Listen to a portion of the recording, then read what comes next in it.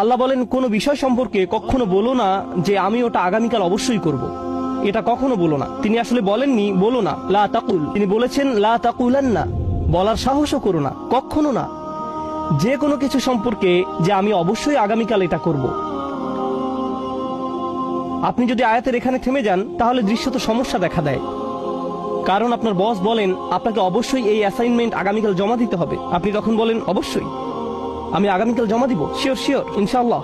কখনো কখনো আপনি ইনশাআল্লাহ বলেন, কখনো বলেন না। কিন্তু মানুষ নিশ্চয়তামূলক ওয়াদা করে সব সময়। হ্যাঁ হ্যাঁ আমি নিশ্চিত যাব। তুমি কি দাওয়াতে আসছো? হ্যাঁ হ্যাঁ আমি নিশ্চিত যাব। কিরে জুমায় যাবি তো? হ্যাঁ হ্যাঁ অবশ্যই। আমরা এইসব নিশ্চয়তামূলক কথা বলি সব সময়। পরের আয়াতে গিয়ে আল্লাহ এই বিষয়টা সম্পূর্ণ করলেন। তিনি বলেন ইল্লা আইয়াশা আল্লাহ, আল্লাহ ইচ্ছা করলে বলা ব্যতিরেকে। একমাত্র ব্যতিক্রম হলো আমার এটা করার ইচ্ছা শতভাগ যদি আল্লাহ ইচ্ছা করেন। এই জন্য মুসলিম সংস্কৃতিতে আমরা যখন ভবিষ্যৎ নিয়ে কথা বলি আমরা ইনশা আল্লাহ শব্দ ব্যবহার করি। আল্লাহ যদি চান আগামীকাল 3টায় তোমার সাথে দেখা হবে ইনশাআল্লাহ। আল্লাহ যদি সিদ্ধান্ত নেন তোমার সাথে আমার দেখা হবে না, সেটা আমার নিয়ন্ত্রণের বাইরে। আমার ইচ্ছা আছে, কিন্তু আল্লাহর পরিকল্পনা আমার পরিকল্পনা থেকে ভিন্ন হতে পারে।